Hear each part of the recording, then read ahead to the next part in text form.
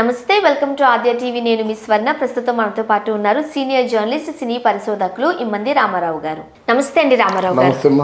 రామారావు గారు, గన్నవరంలో TDP ఆఫీసును call చేశారు కొంతమంది అనుచరులు అంటూ ఒక వార్త వస్తుంది. జనరల్గా రాజకీయాలలో ఇవి కొంచెం కామన్గానే మనం చూస్తూ ఉంటాం. ఒకరి మీద ఒకరు దాడులు చేసుకోవడం, ప్రతి దాడులు, ఆఫీసులను కాల్చుకోవడం. రైట్, మీకు చాలా ఎక్స్పీరియన్స్డ్ కదా, చాలా సందర్భాల్లో మీరు ఇవన్నీ చూసే ఉంటారు. ఏం చెప్తారు? ఇదంత మంచి పరిణామం కాదు కదా. ఇటీవల మామూలుగా అది రాజకీయమా లేకపోతే రాక్షస క్రీడ అనిపిస్తుంది ఇక్కడ.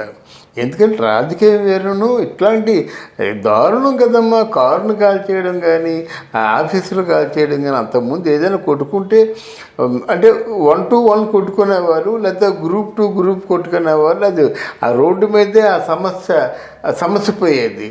కానీ వల్లభనేని వంశీ ఇలాంటి వ్యక్తి ఇటువంటి కార్యక్రమానికి పాటుపడడం మంచిది కాదు. ఎందుకంటే ఒకప్పుడు ఆయన హీజ్ ఫ్రమ్ తెలుగుదేశం, అక్కడి నుంచి వచ్చిన వ్యక్తి కదా. కొట్టినా ఎవరిని కొడతాడు? తెలుగుదేశం వాళ్ళే కొట్టాలి, వాళ్ళ బ్రదర్స్నే కొట్టాలి, వాళ్ళ అంటే కలిసిమెలిసి పెరిగిన వాళ్ళే కొట్టాలి. ఇది ఎంత మాత్రం కూడా మంచిది కాదు, ఆహ్వానించే పరిణామం కాదు. ఇక్కడ నేను బాధపడుతుంది ఎందుకంటే అలాగా అంటే మాటకు మాట సమాధానం అనుకోండి. అలాగే ఎవరైనా దాడులకు దిగినట్టయితే దాడుల్ని ప్రోత్సహించకూడదని నా ఉద్దేశం. దాడుల్ని ప్రోత్సహిస్తే మీకు క్షణికావేశంలో వాళ్ళ కుటుంబాలు ఏమవుతాయమ్మా? అంతే కదా. ఓ తల బద్దలైపోయింది, ఓ చెయ్యి పోయింది, ఒక కాలు పోయింది, వాళ్ళ జీవితాంతం ఈ సంఘటన తలుచుకుంటూ కుమిలిపోవాలన్నమాట. ఆ కుటుంబానికి ఆధారం ఉండదు. కనుక ఇటువంటి విషయాల్లో నాయకులు కూడా స్పందించి వీటిని ప్రోత్సహించకూడదు. పట్టాభి గారి విషయంలో కూడా అదే జరిగింది. కారు అద్దాలు ధ్వంసం చేశారు, ఇంటి మీద దాడి చేశారు.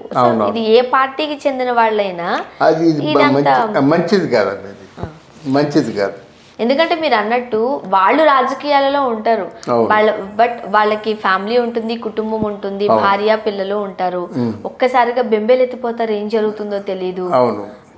పట్టాభి గారి విషయంలో అదే జరిగింది. మనం పట్టాభి గారికి కూడా అదే జరిగింది.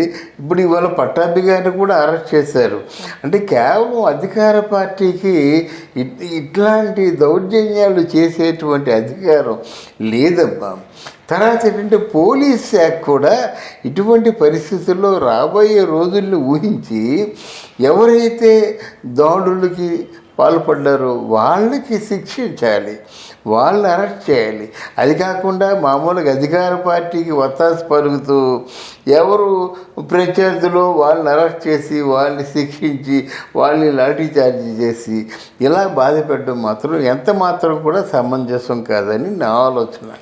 సమంజసం కాదని మనం చెప్పుకోవడం, వాపోవడమే తప్ప దానికి తగ్గ కార్యాచరణ ఇటు రాజకీయ పార్టీ, ఇటు తెలుగుదేశం అయినా కావచ్చు, అటు వైఎస్ఆర్సీపీ కావచ్చు, ఇంకో పార్టీ ఏదైనా కావచ్చు, ఆ దిశగా వీళ్ళు ఏమైనా ఆలోచిస్తారనే నమ్మకం ఉందా మీకు? అంటే వాయిస్ వినిపించాలమ్మా. తెలుగుదేశం పార్టీ వాళ్ళు వాయిస్ వినిపించాల.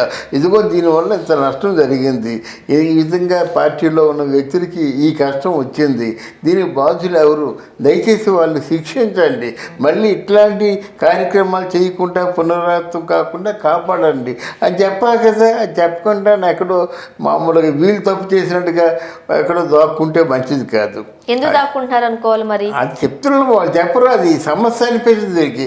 రాజకీయాల్లో సాధనం కదా, ఆఫీసుల మీద దాడి చేయడం ఏంటమ్మా, మనుషుల మీద దాడి చేయడం ఏంటి, రాళ్ల దాడి ఏమిటి, తర్వాత చెక్కలతో దాడి ఏమిటి, ఐరన్ రాడ్లతో దాడి ఏమిటి? దీన్ని పోలీసులు ఖండించొద్దు, దీన్ని పోలీసులు శిక్షించొద్దు, మళ్ళీ ఇంకోసారి ఇట్లాంటివి జరగకుండా కాపాడొద్దు.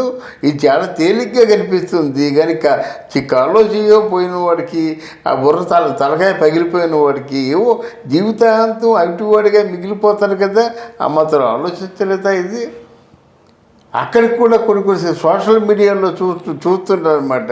ఎక్కడైనా వీడియోలో ఇట్లాంటి అంటే అధికార పక్షానికి ఆపోజిట్గా డిబేట్ జరిగితే ఆ తిన్నగా స్టూడియోకి వచ్చేసి ఆయన చెప్పేస్తారట. ఇట్లాంటి మాటలు వినొచ్చా? ప్రజాస్వామ్యంలో హక్కులు ఉంటాయి, వాళ్ళ అభిప్రాయాన్ని వాళ్ళు చెప్తారు, మీ అభిప్రాయాన్ని మీరు చెప్పండి. అంతేగాని ఎవరైనా వ్యతిరేకంగా మాట్లాడినట్టయితే వచ్చి చంపేస్తా ఉంటే ఇది ఎక్కడ న్యాయం అమ్మా? జనరల్గా ప్రజాస్వామ్యంలో బెదిరింపు మాటలు మాట్లాడితే చాలా పెద్ద పెద్ద శిక్షలు ఉన్నాయి. ఉండాలి. రైట్ ఆఫ్ ఎక్స్ప్రెషన్ కాదని, చట్టం కాదని చెప్పండి. వీళ్ళెవరు? బట్ ఎవరికి వాళ్ళే మాట్లాడేస్తున్నారు. ఏ ధైర్యం చూసుకుని? సరైన శిక్షలు పడకపోవడంగానే ఇలాంటివి జరుగుతున్నాయని కొంతమంది విమర్శకులు అంటున్న మాట. అవునవును. శిక్షా స్మృతి చాలా కఠినంగా ఉండాలి. శిక్షా స్మృతి లేకపోయినట్టయితే ఎవరికి వాళ్ళు పూర్తిగా విచ్చలవిడిగా బరి తెగించి మరి ప్రవర్తిస్తారమ్మా. అది అప్పుడు ఏమైపోతారు? అమాయకులు పోతారు కదా. ఇప్పుడు రౌడీలు ఏం చేస్తారంటే, రౌడీలు యాక్చువల్గా పార్టిసిపేట్ చేయరు. రౌడీలు కిరాయికి ఉండాలని పేరేపిస్తారన్నమాట. కేవలం డబ్బుల కోసం ఆశపడి వచ్చిన వాడు తల పగిలిపోద్ది, డబ్బుల కోసం ఆశపడి కర్ర పట్టుకున్నవాడికి చెయ్యి ఇరిగిపోద్ది, డబ్బుల కోసం ఆశపడి ఐరన్ రాడు పట్టుకున్నట్టయితే పూర్తిగా ఆ గుండె పని చేయకుండా అయిపోతుంది. ఇలాగే జరుగుతుంది. కోసం జీవితాంతం అంతేనమ్మా. కేవలం చాలా దయనీయమైనటువంటి సంఘటన అన్నమాట. ఈ విషయం మన వీడియోలో చెప్పుకుందాం ఉద్దేశంతోనే నేను చెప్తున్నాను అన్నమాట. ఒకసారి పెద్ద మనసు చేసుకొని ఆలోచించండిరా మీరు. ఇది కుట్టుకోవడమేనా, కర్రలతో బాదుకోవడమేనా, ఐరన్ రాడ్లతో చెదకొట్టుకోవడమేనా? ఇదేనా జీవితం? ఇంతకు మించి జీవితం ఏమి లేదా? అరే 5 సంవత్సరాల కోసం ఓసారి వచ్చే ఎలక్షన్ కోసం మీ ప్రాణాలు తీసుకుంటేనంటే ఎలాగా? ఇంటికాడ మిమ్మల్ని నమ్ముకున్న భార్య పిల్లలు వీళ్ళంతా ఏం కావాలి? ఆలోచించుకోవాలి కదా. ఆలోచన లేకుంటే ఉన్నట్టయితే వాళ్ళు ఎంత జీవితాంతం నిరాధారంగా, అంటే ఈ జరిగినటువంటి ఈ సంఘటనని తలుచుకుంటూ కుళ్ళు ఏడుస్తారు. మళ్ళీ వాళ్ళు తేరుకుంటారా? విరిగిపోయిన కాలు మళ్ళీ వస్తుందా? విరిగిపోయిన చేయి మళ్ళీ వస్తుందా? ఆగిపోయినటువంటి మెదడు మళ్ళీ పనిచేస్తుందా? ఇలాగా ఎంతమంది పూర్తి వికలాంగులుగా మిగిలిపోతున్నారు. ఈ పరిస్థితి కల్పించకూడదని నా ఉద్దేశం అమ్మా. ఏ తల్లినైనా మీ అబ్బాయి ఏం కావాలంటే ఓ డాక్టరు, ఒక ఇంజనీరు, లేకపోతే ఇంకో పని ఏదో చెప్తారేమో కానీ నా కొడుకు పాలిటీషియన్ కావాలని ఏ తల్లి కోరుకోదు. పిల్లలు కూడా అంటే మంచి వృత్తి పాలిటిక్స్ అనేవి ప్రజలకు సేవ చేసే భాగ్యం అది. బట్ దాన్ని ఎవరు యాక్సెప్ట్ చేయడానికి రెడీగా ఉండరు అండ్ ఇష్టపడరు కూడా.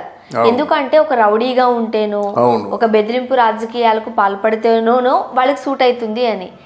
సో మంచి సమాజాన్ని అందించాలంటే మంచి పౌరులు రాజకీయాల్లోకి రావాల్సిన అవసరం కూడా ఉంది కదా. అవును. ఇప్పుడు కర్ర పట్టుకున్నోడు కార్యకర్త అవుతాడు, కత్తి పట్టుకున్నోడు నాయకుడు అవుతాడు అన్నమాట. ఆ కర్ర కత్తి ఎవరైతే పట్టుకుంటారో వారే ఆ ఫోకస్లో ఉంటారు. కానీ మిగతా వాళ్ళు న్యాయబద్ధంగా ఆలోచించే వాళ్ళు ఫోకస్లో ఉంటారు, వెనుక మార్గానే ఉంటారు. సో దేశానికి ఏదైనా మంచి జరగాలి, రాష్ట్రానికి ఏమైనా మంచి జరగాలి అని అంటే ఖచ్చితంగా మంచి వ్యక్తులు, మనసున్న వ్యక్తులు రాజకీయాల్లోకి రావాల్సిన అవసరం ఉంది. ఇప్పుడు మన రాజకీయాలంటే డబ్బు ఉండాలి, కోట్లు ఖర్చు పెట్టగలగాలి. వాళ్లే పాలిటీషియన్ అవుతున్నారు, రైట్? రాజకీయాల్లో శిక్షా స్మృతి కఠినంగా ఉండాలమ్మా. అది ఎవరైనా కావచ్చు, అది రాజకీయ నాయకుడు కావచ్చు, లేకపోతే మంత్రి గారు కావచ్చు, చాలా అధికారంలో ఉండొచ్చు. కానీ ఆ శిక్షా స్మృతి అని ఎక్కడైతే ఉందో అప్పుడు బాగుంటుంది. మన డిటి నాయక్ గారు ఉన్నారు, ఈరోజు కూడా ఎందుకు చెప్పుకుంటారంటే ఎమ్మెల్యేలను కొట్టుకుంటూ తీసుకెళ్ళాడు. అలా చాలా శిక్షాస్మృతి కఠినంగా ఉంటే విశాఖపట్నంలో డిటి నాయక్ గారు ఉంటుండగా ఫుడ్ బోర్డు మీద ఎవరు స్టూడెంట్స్ లేరు, జుంకీలు పెట్టుకోలేదు, జూలు విధిలించలేదు, అంతా సిస్టమేటిక్గా నడుచుకున్నారన్నమాట. ఆటోలు మీటర్ మీద ₹1 అడిగే పాపాలు పోలేదు. అంటే శిక్షాస్మృతి ఏవైనా తప్పు చేసినట్టయితే ఎలా శిక్షిస్తారు అనే విషయం తెలుసుకున్నట్టయితే కొంతలో కొంత మనకి ఇట్లాంటి అవినీతి పనులు, అరాచకాలు తగ్గుతాయని నా అభిప్రాయం. Thank you so much. Thank you very much.